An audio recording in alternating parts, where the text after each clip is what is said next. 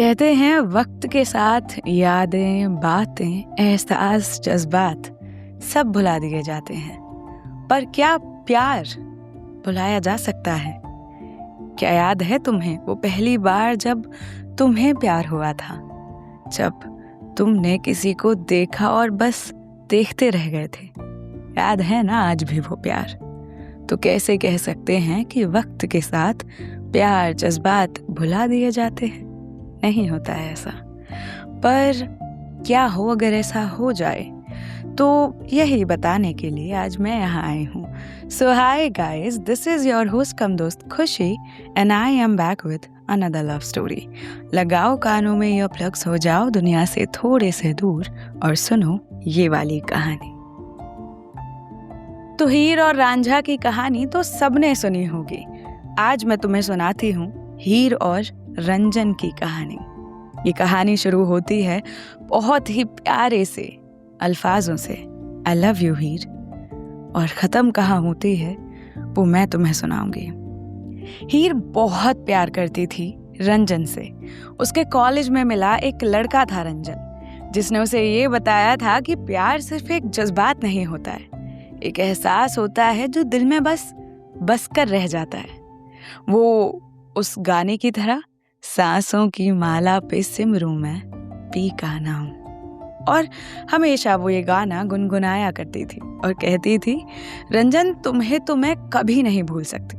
पर वो और उसके वियर्ड सवाल कभी कभी रंजन को पागल कर दिया करते थे। एक दिन हीर रंजन को कहती है, एक बात बताओ, कभी जैसे मान के चलो मैं मर गई तो तुम फिर किसी और से शादी कर लोगे क्या रंजन?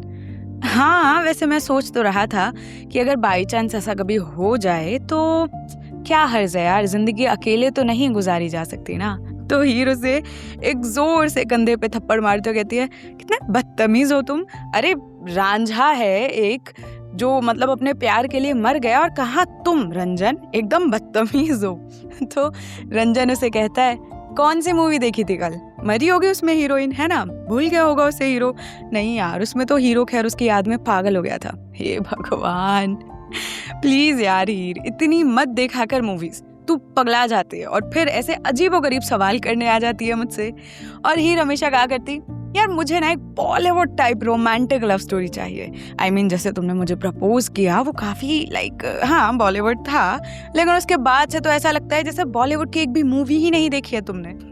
यार ऐसा कुछ नहीं है, बस ये पिक्चर ये सब ना बहुत दिमाग खराब कर देता है इंसान का। एक ऐसी रियलिटी से परे हमें ले जाता है कि हमें लगता है पूरी दुनिया रंगीन है, पर ऐसा नहीं होता है Heer. Reality is very harsh. हाँ, तुम चुप रहो। अब कुछ दिन गुजरते हैं, हीर फिर से एक सवाल लेकर आती है रंजन के पास और कहती है, अच्छा रंजन एक बात बताओ, अगर कभी मेरी मेमोरी चली जाए तो क्या तुम मतलब मुझे कैसे याद दिलाओगे? अच्छा तुम एक बात बताओ हीर, अगर मेरी मेमोरी चली गई तो तुम मुझे अपनी याद कैसे दिलाओगे? सिंपल है यार, मैं तुम्हें ऐसे वियर्ड सवाल करूंगी और तुम समझ जाओगे, क्योंकि इतने वियर्ड सवाल कोई नहीं कर सकता जितने मैं कर सकती हूँ। हर दिन जो मूवी देखी होती है उसका एक वियर्ड फालतू का सा सवाल तुम्हारे पास लेके आ जाती हूँ, तुम्हें इरिटेट करती हूँ, और मुझे नहीं लगता कि लाइफ में कभी किसी ने तुम्हें इतना इरिटेट किया होगा। बात तो तुम्हारी सही है। और रही बात मेरी, तो मैडम मैंने आपसे प्यार किया है, और प्यार कोई मेमोरी या कोई याद नहीं होती है। प्यार एहसास होता है जो दिल में रहता है। अगर मैं तुम्हें इन यादों को भूल भी जाऊं तो एहसास हमेशा मेरे साथ रहेगा, और बस उसी प्यार के भरोसे मैं फिर से तुम्हें प्यार पे विश्वास दिलाने के लिए आ जाऊंगा, और शायद तुम्हें फिर से मुझसे प्यार हो जाएगा। वाह यार, वैसे कुछ भी कहो, कभी कभी रोमांटिक बातें कर देते हो तुम। बिल्कुल, अब चलें। और वो दोनों काफी खुश थे। जब हम किसी से प्यार करते हैं ना यार, तो हम ध्यान ही नहीं देते हैं किसी और चीज़ पे। हमें रंगीन दुनिया लगती है, जिसे पसंद करते हैं उसके लिए बस पागल फिरे घूमते हैं, और अगर सामने वाला भी हमें पसंद कर ले फिर तो क्या ही बात है ना? मतलब सोच के देखो, जो तुम्हें पसंद है, जिसके बारे में तुम दिन रात सोचते हो, अगर वो तुम्हें पसंद कर ले, अगर वो भी तुम्हारे बारे में दिन रात सोचता हो, तो उससे खूबसूरत क्या हो सकता है? उससे खूबसूरत कुछ नहीं होता है, पर ये ज़्यादातर सपना होता है। बहुत कम ऐसा होता है कि दो लोग जो एक दूसरे को बहुत पसंद करते हैं, लाइक वो एक दूसरे को पसंद करते हैं। अदरवाइज कभी कोई किसी को पसंद करता है तो दूसरा वाला किसी और को पसंद करता है। Things don't go the way we want. पर ठीक है यार, लाइफ है। बट हीर और रंजन के केस में बिल्कुल साफ था कि वो दोनों एक दूसरे से बेहद प्यार किया करते थे। पर हर कहानी में एक पर वाला पार्ट तो आता है। तो हीर और रंजन की कहानी में क्यों नहीं आता? आखिर उनके नाम भी हीर और रांझे जैसे थे, तो जितनी ट्रेजिक उनकी कहानी थी उसका थोड़ा पार्ट तो इनकी कहानी में भी डालना बनता है। तो होता यूं है कि जब फाइनल हो जाता है कॉलेज, हीर बहुत बड़े परिवार से थी और रंजन एक इतना बड़ा परिवार भी नहीं था, ना कोई इतना छोटा था। दे वर अपर मिडिल क्लास लोग, अच्छे थे, काफ़ी वेल बिहेव्ड लोग थे। उसकी फैमिली बहुत अच्छी थी, रेप्यूटेटेड थे, लेकिन फिर भी हीर बहुत ही ज़्यादा सुपर रिच क्लास के घर से थी। तो हीर के पापा के बहुत सारे ऑफिसेस थे, फैक्ट्रीज थी, तो बहुत सारी चीज़ें थी। कॉलेज ख़त्म होने के बाद हीर कहती है कि अब मुझे तुम्हारे साथ ही रहना है रंजन, मतलब मुझे नहीं रहना किसी और के साथ। अब घर वाले शादी की बात करने लगे हैं, तो बता दूं उन्हें तुम्हारे बारे में। तो रंजन ने कहा पहले तुम बात कर लो, फिर मैं आ जाऊंगा अपने पेरेंट्स को लेके। तुम्हारे पेरेंट्स मान जाएंगे? तुम्हें इतना भरोसा है? हाँ, उन्हें अपने बेटे पे भरोसा है, उसकी पसंद पे भरोसा है, तो हाँ वो मान जाएंगे। Okay great then. लड़ाई तो मुझे लड़नी है, मेरे माँ बाबा बहुत स्ट्रिक्ट हैं, कोई नहीं मना लेंगे। इतना सब कहने के बाद फाइनली वो लोग एक दूसरे को हक करते हैं और फिर अपने अपने रास्ते चले जाते हैं। हीर घर जाती है और जाते ही हिम्मत जुटाने लगती है कि कैसे बताएगी अपने पापा को कि वो एक लड़के से बेहद प्यार करती थी, उस लड़के के साथ अपना फ्यूचर देख रही थी, उसके साथ जिंदगी संवार रही थी, सजा रही थी, पर बेखबर थी कि उसके पापा कभी नहीं मानते। या शायद कभी कभी हम जानबूझकर कुछ ऐसी चीजें करते हैं कि शायद इस मोमेंट में ही सही जिंदगी जी लें, क्या पता किसकी जिंदगी कब तक है। और हीर भी ऐसे ही थी, कहीं ना कहीं दिल में डर था कि उसके घर वाले कभी नहीं मानेंगे, पर वो प्यार ही क्या जिसमें कोशिश ना की गई हो भरपूर। तो हीर ने भी कमर कस ली और सोचा कि आज मैं अपने पापा को बता के रहूंगी। और ये करते करते उसे 5 दिन हो गए थे। फिर फाइनली मुश्किल से अपने दिल को एकदम मजबूत करके वो जाती है। पापा, आपसे एक बात करनी है। बोलो बेटा, तुम कब से इतना फॉर्मल हुई? नहीं पापा, वो अच्छा पहले बैठ जाओ, पर तुम्हें क्या हुआ है? पॉकेट मनी चाहिए? अरे नहीं पापा, पॉकेट मनी नहीं। वो पापा, मैं कह रही थी कि मैं ऐसा कह रही थी, मेरे कॉलेज में। हाँ, कॉलेज तो खत्म हो गया ना, क्या हुआ है? साफ साफ बताओ, तुम इतना झिझक क्यों रही हो बेटा? तुम्हें तो पता है मैं तुमसे इतना प्यार करता हूँ, तुम कुछ भी बोलो, क्या मांगना है मांगो। पापा, मैं वो एक लड़के को बहुत पसंद करती हूँ, वो मेरे कॉलेज का था, रंजन नाम है। हमारी फैमिली जितना रिच नहीं है, लेकिन वेल ऑफ है, और मतलब वो मुझे बहुत पसंद करता है। अरे इतनी सी बात, और उसको इतना बढ़ा चढ़ा कर बोल रही थी, मुझे लगा न जाने क्या हो गया होगा। तो मतलब पापा, आपको कोई प्रॉब्लम नहीं है? नहीं बेटा, प्रॉब्लम है। मैं तो बस जान रहा था कि तुम कितने प्यार में थी। हमारे घर के रिश्ते ऐसे नहीं किए जाते कि कॉलेजेस में और लड़कों के साथ बात कर ली, प्यार हो गया और शादी करवा दी जाए। हमारा एक रुतबा है, एक इज्जत है शहर में, और जब मेरी बेटी की शादी होगी तो वो किसी ऐसे आदमी से होगी कि पूरे शहर में चर्चा हो, किसी ऐसे ही रोड छाप आदमी से नहीं। पर पापा, वो रोड छाप चुप, सीधा अपने कमरे में जाओ। हीर को कहीं ना कहीं पता था कि शायद उसकी जिंदगी में ये होने वाला था, और इसीलिए वो प्रिपेयर थी। उसने रंजन को फोन किया और कहा, रंजन, कहा था ना तुम्हें चाहिए था घर वालों का आशीर्वाद, पर मैं जानती थी वो कभी नहीं मानेंगे। तुम्हारे कहने पर मैंने कोशिश की और उन्होंने मुझ पे बंदिशें लगा दी, पर जैसा हम पहले से सोच रखे थे, मैं आ रही हूँ रेलवे स्टेशन पे, जैसे तैसे यहाँ से हैंडल करके तुम मुझे रेलवे स्टेशन पे मिलना, और बस हम शादी करेंगे, एक साथ रहेंगे और मेरे लिए तुम्हारे साथ रहना ही बहुत है। मैं किसी ऐसे इंसान से शादी नहीं कर सकती जिसके बारे में ना मैं जानती हूँ ना मैं कभी उसे प्यार कर पाऊंगी।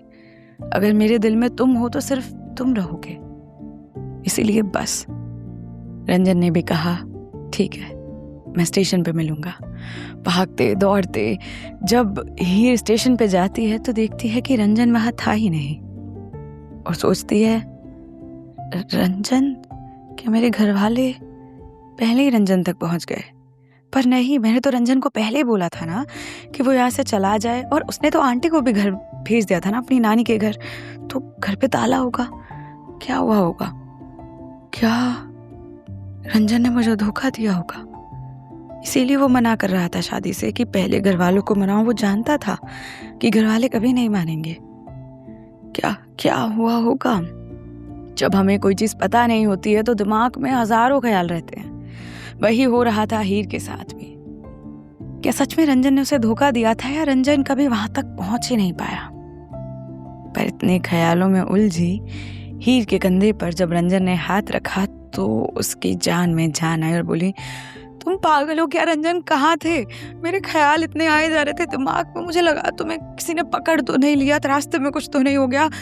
तुम ऐसे कैसे कर सकते हो? मैंने तुम्हें पहले बता दिया था, तुम्हें यहाँ मुझसे पहले होना चाहिए था। हीर हीर हीर, मैं यही हूँ, बस ट्रैफिक जाम था रास्ते में, इस वजह से थोड़ी देरी हो गई। तुम पानी पियो, शांत रहो, कोई बात नहीं है, मैं हूँ यहाँ पे। जा रहे हैं हम यहाँ से बहुत दूर। अपने दिल से इन सब ख्यालों को निकाल दो। अब हमारी एक जिंदगी की शुरुआत होने वाली है, एक नई जिंदगी की। हीर की आंखों में आंसू थे, पर जब वो रंजन से गले मिलती है तो कहती है, सही कहा तुमने, अब सब ठीक हो जाएगा। पर फिर जब ट्रेन को थोड़ा टाइम लगता है तो रंजन कहता है, चाय ले आऊं तुम्हारे लिए? चाय नहीं पसंद मुझे रंजन, कॉफी। हाँ भाई हाँ, तुम कहाँ फिर मुझ जैसे चाय के साथ, चाय लवर के साथ कैसे काटोगे जिंदगी? काट लूंगी, उसकी बात मत करो, तुम जाके ना एक कप कॉफी लेके आओ। जी मेम साहब। वहाँ हीर बैठी थी और रंजन कॉफी लेके आ रहा था। तभी कुछ लोग आते हैं और हीर को वहां से उठाकर ले जाने लगते हैं। हीर चिल्लाती है और रंजन वहां आ जाता है।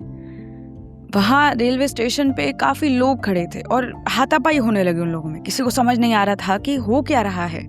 और उसी हाथापाई में गलती से उन लोगों की जब लड़ाई हो रही थी रंजन से, गलती से हीर को ऐसी तेज धक्का लगी कि वो एक बेंच से जाके टकरा गई। उसके सर से खून बहने लगा और तभी उसके पापा भी स्टेशन पर आ गए।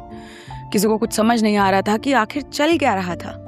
उसके पापा ने शोर मचा दिया कि ये लड़का मेरी बेटी को बहला फुसला के यहाँ तक ले आया था। पता नहीं ये क्या सोच रहा था, हम इतने बड़े घर के लोग हैं और वहाँ पे तमाशा हो गया। शायद ये सब उसके पापा का किया धरा था। और तभी वहाँ पे पुलिस आ जाती है जो रंजन को वहाँ से ले जाती है। रंजन के सामने हीर पड़ी थी, बेहोश, खून से लथपथ। उसके पापा उसे हॉस्पिटल ले जा रहे थे, पर रंजन चाहता था उसके साथ जाना। आखिर वो ठीक तो है ना। पर वहाँ कुछ लोग कह रहे थे कि शायद लड़की नहीं बच पाएगी। क्या इनकी कहानी का एंड भी हीर रांझा जैसा होगा? क्या रंजन कुछ कर भी पाता? वो इतने बड़े लोग थे, कैसे लड़ता उनके साथ?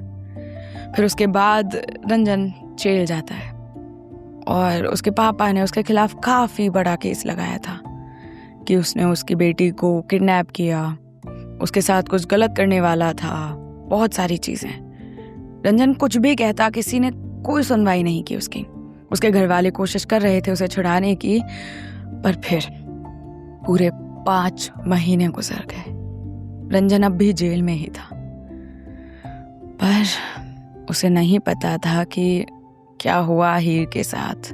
वो ठीक थी, जिंदा थी, कुछ भी नहीं। 5 महीने बाद उसके पापा के किसी बहुत ही अच्छे दोस्त ने उनकी हेल्प की और तब जाके रंजन उस केस से बरी हुआ, क्योंकि अब हीर भी सही सलामत थी।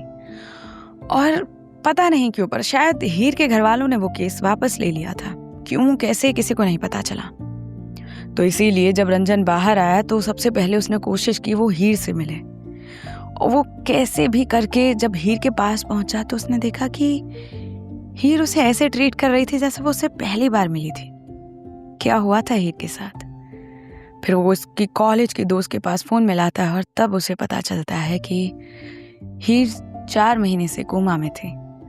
उसके बाद जब उसे होश आया तो उसकी याददाश्त जा चुकी थी। शायद ये पूरा प्लान उसके पापा का था। हालांकि उसमें हीर के लगना शायद इंक्लूडेड ना भी था, बट वो गलती से हुआ था। पर हीर की मेमोरी नहीं थी। हीर की मेमोरी में रंजन था ही नहीं। और रंजन आज उस सवाल के इर्द गिर्द घूम रहा था जो एक बार हीर ने उससे पूछा था कि अगर मैं तुम्हें भूल गई तो क्या करोगे तुम। और रंजन ने कहा था कि प्यार एक एहसास है, तुम्हें वापस से खुद से प्यार करवाऊंगा। शायद अब रंजन क्या करता उसे नहीं पता था। उसकी दोस्त की हेल्प मांगता है वो, और वो जानती थी कि हीर सच में बहुत प्यार करती थी रंजन से, तो वो भी मदद करती है उसकी। उसके पापा ने उसके फ़ोन में से, उसकी गैलरी में से, हर जगह से मानो रंजन को मिटा दिया था। दोस्तों से मना कर दिया था कि कोई भी उसे रंजन के बारे में नहीं बताएगा। इतने इन्फ्लुएंशियल लोग थे कि उनके कहने पर कोई ना करे ऐसा तो मुमकिन ही नहीं था। हीर अब खुद के ही पापा के ऑफिस में काम करने लगी थी। वहाँ पे भी सबको बता दिया गया था कि इन 5 महीने में क्या हुआ वो हीर को नहीं बताना है। उसकी मेमोरी में से मानो रंजन को खत्म कर दिया गया था। एक एक याद को, एक एक बात को, उसके पूरे कमरे में से जितनी भी निशानियां थी रंजन की, जितने फोटो थे, सब कुछ खत्म कर दिया गया था। अब मानो हीर के लिए रंजन कोई था ही नहीं। और फिर रंजन के कहने पर उसकी दोस्त उसे कैफे में मिलने बुलाती है। हालांकि अब उसके घर वाले जानते थे कि रंजन शायद उस शहर को छोड़ चुका है, पर रंजन यहाँ छुप कर रह रहा था। उसके बाद रंजन भी जाता है उसी सेम कैफे में और दूर से बैठकर हीर को देखता है और सोचता है कि ठीक हो तुम, मैं तुम्हारे उन सवालों को कितना मिस कर रहा हूँ वो मैं खुद नहीं बता सकता तुम्हें। बस प्लीज तुम जल्दी से ठीक हो जाओ। और हीर अपनी दोस्त से कहती है, यार कुछ अजीब सा लग रहा है, ऐसा पहले कभी नहीं लगा, कुछ अजीब। और तभी कैफे में जो वेटर था उसने आवाज दी, रंजन आपकी कॉफी तैयार है। और इतना सुनते ही हीर ने कहा, रंजन, ये नाम सुना सुना सा नहीं लग रहा है। मुझे क्या पता, तू बता। जब उसके दोस्त ने ऐसा कहा तो फिर हीर ने कहा, ये नाम कहीं तो सुना है, रंजन। पता नहीं यार, कुछ अजीब सा लग रहा है। उसके बाद रंजन अपनी कॉफी लेकर आता है और हीर को फिर देखता रहता है। फिर कुछ दिन गुजरते हैं, फिर से उसके दोस्तों से मिलने बुलाती है और इस बार रंजन हीर के पास जाता है और कहता है, ma'am can I take your phone, मेरे फ़ोन की बैटरी ख़त्म हो गई है, मुझे अपने घर पे एक फ़ोन मिलाना है, क्या मैं आपका फ़ोन यूज़ कर सकता हूँ। और मानो हीर वो सब कुछ सुन रही थी पर एकदम स्तब्ध खड़ी थी। तुम क्या हम पहले मिले हैं? रंजन अपने दिल को, इस दर्द को छुपाकर कहता है, नहीं मैम, मैं तो पहली बार आपको मिला हूँ और आपसे फ़ोन की हेल्प मांग रहा हूँ। ओह या श्योर, आप मेरा फ़ोन यूज़ कर सकते हैं। उसमें रंजन अपना नंबर खुद मिलाता है और उसके बाद वहाँ पे हीर फिर सोच में पड़ जाती है कि कहीं तो मिली हूँ मैं इससे, कुछ तो जैसे मानो कुछ तो भूल रही हूँ मैं, कुछ याद क्यों नहीं आ रहा है मुझे। उसके बाद उसकी दोस्तों से कहती है, तू अपने दिमाग पे इतना जोर मत डाल, कुछ नहीं हुआ यार, I mean, वो ऐसे कोई स्ट्रेंजर था, तू इतना टेंशन क्यों ले रही है। टेंशन नहीं यार, ऐसा लग रहा है मानो बहुत वक्त से कुछ चाह रही थी मैं, कुछ पूरा होने वाला था पर पूरा होने से पहले खत्म हो गया। आई नो तू सोच रही होगी कि मैं क्या बोल रही हूँ, मुझे खुद नहीं पता है मैं क्या बोल रही हूँ, पर उस दिन कैफे में भी यही लड़का था ना शायद, रंजन। ये नाम सुनकर ऐसा लगता है मानो सुना है मैंने ये नाम पहले भी, बातें की हैं इस इंसान से, पर फिर मुझे कुछ याद क्यों नहीं है। अरे तू टेंशन मत ले, कुछ याद नहीं भी होगा तो याद आ जाएगा, इसका मतलब मैं कुछ भूल रही हूँ नहीं। मेरा कहने का मतलब है कि कुछ भी हो सकता है ना। उसके दोस्त ने बात संभाल ली और उसके बाद फिर कुछ दिन गुजरे। इस बार जब ऑफिस के बाद, काम करने के बाद खुद से हीर अपने ऑफिस के बाहर वाले गार्डन में घूम रही थी, फिर से रंजन उसे मिलता है और रंजन कहता है, मैम कॉफ़ी? कॉफ़ी? यहाँ? मैंने तो कोई कॉफ़ी ऑर्डर नहीं की थी। नहीं मैम, आपने ऑर्डर की थी कॉफ़ी। आपके नाम से ही ऑर्डर आया था। तुम वही हो ना, पार्क वाले लड़के, कैफ़े वाली भी, रंजन? जी मैम, एक्चुअली मैं एक डिलीवरी बॉय ही हूँ, तो आप इसी जगह का एड्रेस था, आप ही का नाम था। पर तुम कैसे जानते हो कि मैं ही हूँ हीर? वो बताओ हो कौन तुम, और मेरा पीछा क्यों कर रहे हो, और तुमसे मुझे वो फीलिंग क्यों आती है जैसे मानो कुछ अधूरा रह गया था। पर तो तुम हो कौन, और मैं क्यों ऐसा बिहेव कर रही हूँ? जब तुम्हें देखती हूँ तो ऐसा क्यों लगता है जैसे कुछ तो है जो मैं भूल चुकी हूँ, पर शायद मेरा दिल नहीं भुला पा रहा है। I know it's very stupid and strange, but तुम भी तो मुझे बार बार मिल रहे हो, बताओ तुम मुझे। तो रंजन कहता है, हीर शायद तुम मुझे भूल चुकी हो, पर तुम्हारे दिल को मैं आज भी याद हूँ। पूछा था ना तुमने मुझसे, क्या हो अगर किसी दिन तुम्हारी मेमोरी चली जाए, कैसे याद दिलाऊंगा तुम्हें? कहा था ना तुमसे, शायद मुझे याद दिलाने की जरूरत ना पड़ेगी, तुम्हारा दिल खुद मुझे पहचान जाएगा। और वही हो रहा है। तुम्हारा दिल कोशिश कर रहा है तुम्हारे दिमाग को याद दिलाने की कि मैं हूं कौन। आएगा तुम्हें याद, और नहीं आए तो अपनी बुक शेल्फ में जाना, वुदरिंग हाइट्स उठाना, वहां जिस पन्ने पर लिखा है Whatever our souls are made of, his and mine are same, उस पन्ने पर देखना। क्या देखना? तभी उसके पापा वहां आने लगते और वो वहां से चला जाता और कहता है, प्लीज इस बारे में किसी को मत बताना, और उस कॉफी को उसे थमा कर वहां से चला जाता है। हीर को भी समझ आ रहा था कि कुछ तो था। वो जल्दी से अपने घर जाती है, वुदरिंग हाइट्स उठाती है, उस पन्ने पर जाती है और देखती है कि वहां एक तस्वीर थी उसकी रंजन के साथ, जिस पर पीछे लिखा था, टू माई लव, अगर मैं तुम्हें कभी भूल भी जाऊंगा तो ये तस्वीर तुम्हारी किताब में रख दी है, या तुम मुझे भूल जाओगी। इस तस्वीर को देखना, शायद तुम्हें याद आ जाएगा। वो तस्वीर उस दिन की थी जब रंजन ने हीर को प्रपोज किया था। और उसे देखने के बाद हीर को लगा कि अगर इस इंसान को मैं पसंद करती थी तो मुझे याद क्यों नहीं है। उसके बाद वो अपनी माँ से पूछती है, माँ मुझे कुछ हुआ है क्या, मुझे कोई बीमारी है क्या? उसकी माँ कहती है, अरे तू ऐसे क्यों बोल रही है? क्योंकि माँ मुझे कभी कभी ऐसा लगता है जैसे मैं कुछ भूल रही हूँ। अरे नहीं, ऐसा कुछ नहीं है। कुछ दिन गुजरते हैं। एक दिन उसके पापा उसे कहते हैं एक फाइल लाने की। जब वो उनके कमरे से वो फाइल लेने जाती है तो देखते हैं कि उसकी रिपोर्ट्स थी, और जब उन पर खुद का नाम देखकर वो उन्हें पढ़ती है तो समझ आता है कि उसके साथ उस कुछ वक्त में क्या हुआ था। और फिर उसे शायद धीरे धीरे चीज़ें समझ आने लगती हैं। वो अपने उसी दोस्त को फ़ोन मिलाती है और कहती है, तू मुझसे अभी मिलने आ। पर हुआ क्या है, तू मुझसे अभी मिलने आ उस पार्क में प्लीज़। जब उस पार्क में जाती है तो कहती है, ये फ़ोटो रंजन, कौन है रंजन, और क्या हुआ था मेरे साथ? मैं 4 महीने कोमा में थी यार। मुझे मेरे घर वाले क्यों नहीं बता रहे हैं ये बात? मेरी माँ से पूछने के बाद भी वो मुझसे झूठ बोल रही हैं। क्यों? क्या छुपा रहे हैं ये लोग मुझसे, और क्यों छुपा रहे हैं? और वो लड़का रंजन, अगर मैं उसे इतना प्यार करती थी तो वो मुझे सामने से आके क्यों नहीं बता रहा है ये बात? ऐसे पहेलियां क्यों बुझा रहा है? तो उसकी दोस्त कहती है, शायद ये बताने के लिए मैं सही इंसान है। तो कौन सही इंसान है, उसे बुला। और रंजन वहां आता है। उसे देखते ही उसकी दोस्त वहां से चले जाती है। फिर रंजन उसे बताता है जो कुछ भी उन गुजरे दिनों में हुआ था। हीरम चाहने वाले थे, यहाँ से दूर, इस सब चीज से दूर, इस पॉलिटिक्स से दूर।